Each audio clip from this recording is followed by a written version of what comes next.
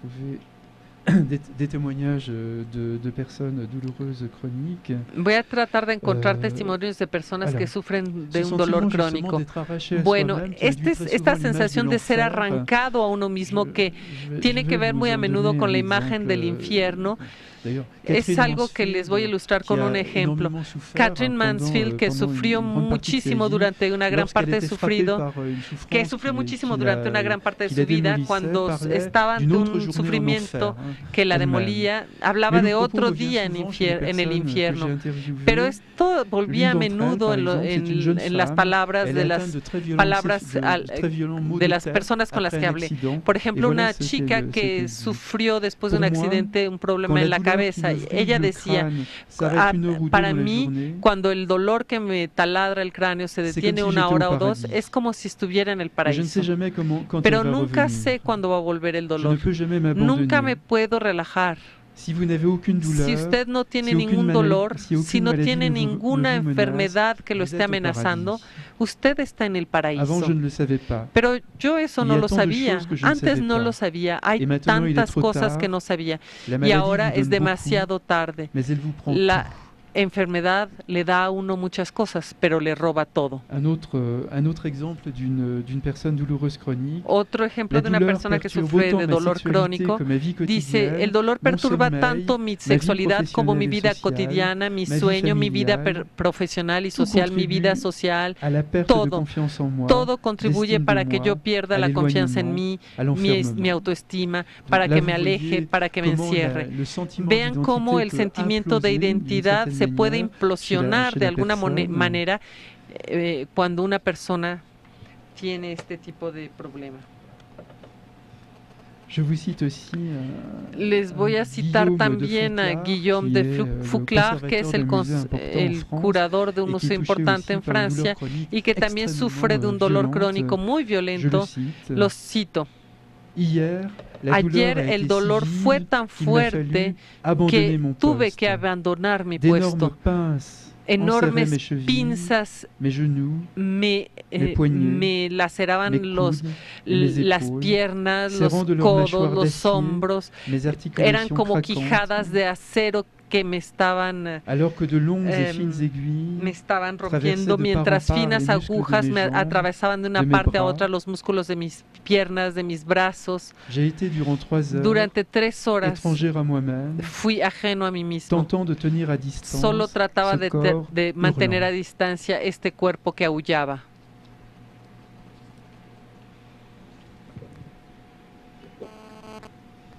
La crainte de l'abîme,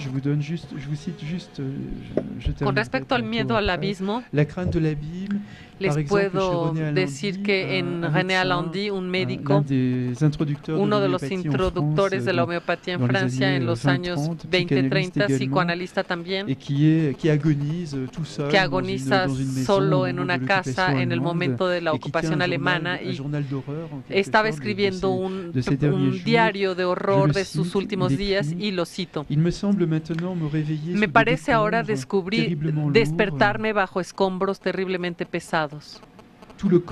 Todo el cuerpo lo siento adormecido. Todavía puedo doblar los brazos si hago el esfuerzo de un movimiento, pero la cabeza me parece definitivamente aplastada. Me duele tanto que parezco haber llegado al confín del dolor, al borde de la anestesia. Fin de la cita. Ahí es casi el coma, no es posible sufrir tanto. Está la sensación de que algo finalmente va a pasar. Uno va a morir, va a desaparecer, va a entrar en coma, pero no es posible continuar todavía así. Y para terminar y para subvertir un poquito más esta noción de dolor, está, por supuesto, el dolor del sadomasoquismo, la paradoja de un dolor que lleva al orgasmo. Y para empezar a hablar de esto diría lo siguiente: finalmente son los mismos mecanismos neurofisiológicos los que funcionan cada vez cuando se siente el dolor. Pero puesto que la dimensión del sentido es fundamental para la condición humana, esta dimensión neurofisiológica siempre es secundaria con respecto a la significación, con respecto a la situación en la cual está hundido el individuo. Entonces, con las mismas transformaciones neurofisiológicas, uno llega al orgasmo o a una vida completamente destruida, o uno conoce un adolescente que logra tranquilizar su sufrimiento durante unas horas o unos días haciéndose unas escarificaciones, o uno conoce un maratonista que le va a hablar del placer de correr. Y siempre estamos ante el mismo mecanismo neurofisiológico, y sin embargo estamos ante experiencias fundamentalmente diferentes que nos muestran que lo neurobiológico es secundario con respecto a lo que hacemos nosotros como actores. Es como la cultura, podríamos decir, la cultura es algo vago. Lo importante es lo que nosotros hacemos con nuestra cultura, y es lo mismo con el dolor o con el género o con otras experiencias de este tipo. Lo importante es lo que nosotros hacemos con nuestra biología o con nuestra cultura. Somos los artesanos de nuestra vida, para lo mejor o para lo peor. Muchas gracias por haber tenido la paciencia de escuchar.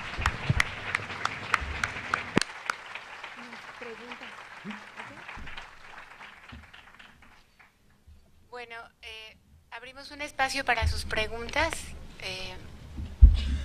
Adelante. Je vais reprendre le micro. Okay. Se necesita que hagan la pregunta con micrófono, por favor. Ok, necesita el micrófono para hacer la pregunta. Pero tiene cable. No creo que llegue. Les vamos a pedir a las personas que tengan preguntas que se acerquen para que se pueda hacer la traducción a David Le Breton, por favor. Pero no va a ser posible. ¿Perdón? No tenemos un inalámbrico, ¿verdad? No hay inalámbrico, entonces incluso si la van a hacer en francés, incluso necesitamos la traducción. Entonces, pero, por favor. Mauricio, a lo mejor pueden sin micrófonos y hablan fuerte como él. Pero es que no le escucha la persona que hace la okay, traducción. Okay. O sea, necesitamos que la persona que hace la traducción escuche. Entonces, por favor, les pedimos se acerquen de este lado.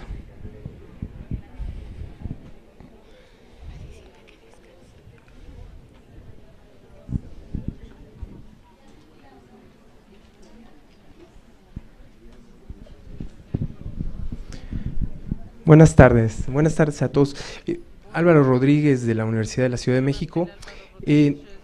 Mi pregunta es, en el caso de la desaparición del cuerpo, digamos, cuando se produce una desaparición del cuerpo forzada, ¿a qué clase de sufrimiento se puede llegar y cuáles son los límites de ese sufrimiento, ¿no?, infligido? Gracias. Otras, ¿alguien más que sí. Sí, buenas tardes. Vengo de la Autónoma de Tlaxcala, me llamo Daniel Espejel y estoy haciendo un trabajo sobre trata de personas en Tenancingo.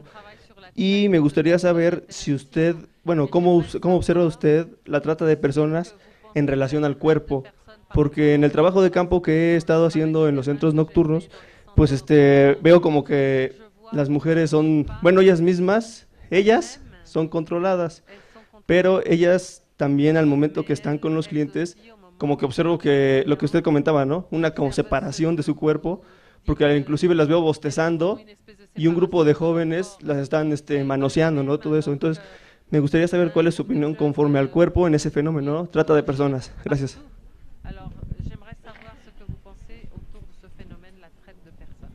Oui, bonjour. Je vais vous poser la question en français, après je la traduirai en espagnol.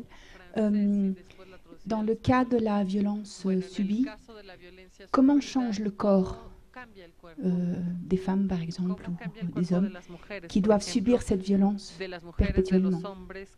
Quelle est la transformation du corps? En el caso de las violencias padecidas, ¿cómo se transforma el cuerpo de los hombres y las mujeres que padecen esa violencia? Merci beaucoup. Bon, je répondrai évidemment de manière un peu approximative sans doute, puisque ce ne sont pas forcément toujours mes sujets de recherche. En revanche, j'ai beaucoup travaillé ces dernières années sur la question de l'ausencia de cadáveres. Efectivamente, puesto que a menudo fui a Chile y a Argentina y a Uruguay también, y donde evidentemente la cuestión de los desaparecidos es una cuestión fundamental y con un duelo un luto que no logra hacerse. Y al vivir en Francia también conozco la experiencia de las familias bretonas con los marinos que mueren en el mar, cuyo cuerpo nunca aparece. Y esta es una cuestión que me preocupó mucho, puesto que me hicieron mucho esta pregunta cuando viví en Argentina o en Chile, por ejemplo. Es una cuestión que remite al hecho de que somos fundamentalmente seres encarnados. Desde el nacimiento hasta la muerte, siempre somos de carne. Y entonces nuestro cadáver todavía puede ser en parte la persona que éramos. De hecho, es un debate que existe en torno a la cuestión de la donación de órganos. Si se toman órganos de personas que están declaradas clínicamente muertas. Pero ustedes saben que hay mucha oposición a este tipo de donaciones, cuando desde un punto de vista pragmático y racional podríamos decir no hay ninguna razón para no tomar estos órganos porque ya están muertos y su cuerpo se va a descomponer o se va a quemar. Entonces, ¿por qué hay tantas personas que se oponen a que se tomen órganos? ¿Y por qué la pérdida de un cuerpo, del cuerpo de una persona amada, produce tanto sufrimiento? Pues bien, es porque la persona muerta, el cadáver, de alguna manera es todavía la persona que fue. Y cuando tenemos ante nosotros el cadáver de nuestro padre o nuestra madre o alguien cercano a nosotros, pensamos que sigue siendo nuestra persona querida que está ahí presente. De ahí la importancia de los rituales, de los velorios. Incluso vamos y le hablamos, sabemos que ya no está ahí, pero seguimos hablándole, la tocamos. Y cuando ya la entierran, sentimos una inmensa emoción, como si ya nunca la fuéramos a ver, cuando esta persona tal vez ya murió desde hace a lo mejor varios años. Incluso desde un punto de vista antropológico tenemos tendencia a pensar que el cadáver ya no es nada. O cuando las personas desaparecen cuando un avión se estrella o en un bombardeo o en un atentado o en las experiencias de las dictaduras militares. En una dictadura, por ejemplo, está este inmenso sufrimiento de no haber podido decir adiós a la persona amada, como si el cuerpo todavía fuera la persona. La cuestión antropológica que nos es planteada aquí es: ¿el cadáver sigue siendo la persona después de la muerte o ya no es nada? No hay respuesta, evidentemente. La respuesta está al interior de cada uno de nosotros, es decir, que nosotros vamos a interpretar el cadáver, vamos a proyectar significaciones sobre el cadáver y a partir de ahí experimentaremos evidentemente emociones que van a ser consecutivas a la significación. Nadie tiene razón, nadie está equivocado, simplemente estamos ante la condición humana que solo existe a través de las dimensiones del sentido, a través de las dimensiones de los valores. Y como las culturas son muy heterogéneas, e incluso en una misma cultura podemos tener visiones del mundo totalmente heterogéneas, esto explica también los conflictos que a veces vemos en las familias, por ejemplo, en torno a las donaciones de órganos. Hay personas de las familias que están de acuerdo para la donación de órganos y otros que no quieren que lastimen. Eso es lo que dicen, que lastimen el cuerpo de su persona amada. Esa es una cuestión imposible de decidir, pero es una inmensa cuestión antropológica, a mi manera de ver, fascinante. Con respecto a las otras dos cuestiones, he reflexionado menos. Por ejemplo, la cuestión de la prostitución y demás. En efecto, ahí hay algo relativamente común. Esa división, yo hablé de la división de la persona en la tortura.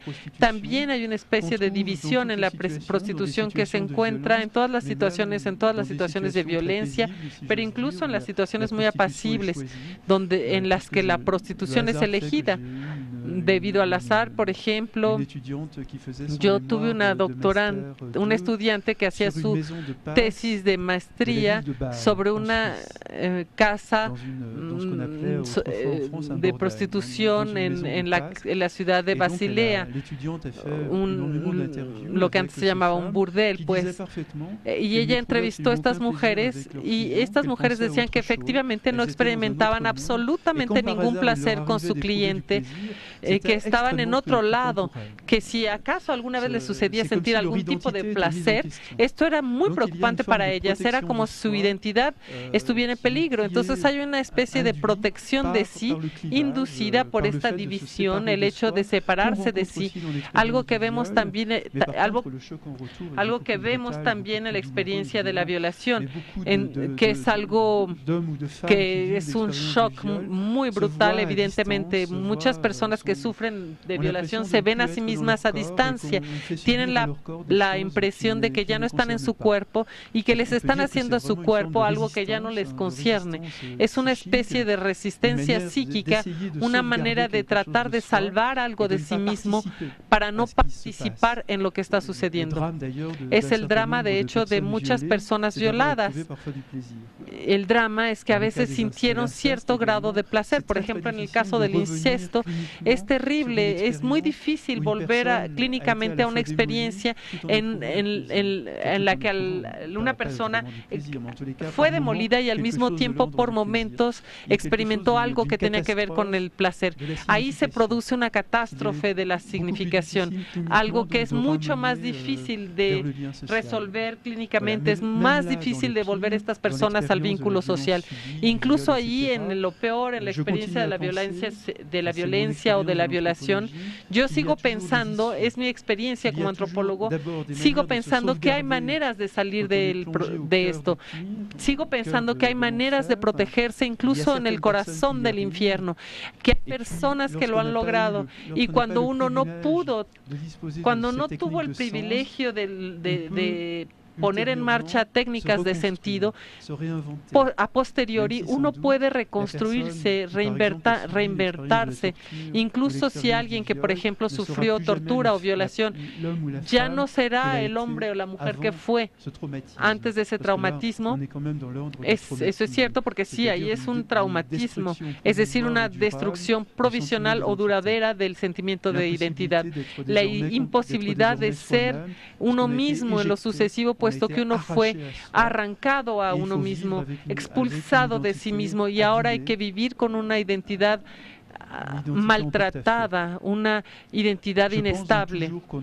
Pienso que siempre, pero pienso que incluso en esos casos podemos lograr conquistar cierto control.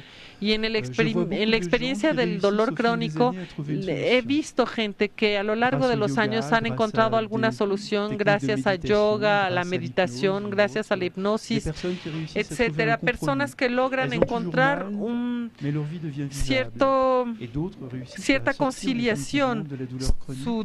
Le sigue doliendo, pero su vida es vivible. Algunos logran salir además del dolor después de tal vez 15 años, 20 años. El mundo siempre está ante nosotros, porque el mundo no es sino sentido. Entonces el mundo está entre nuestras manos.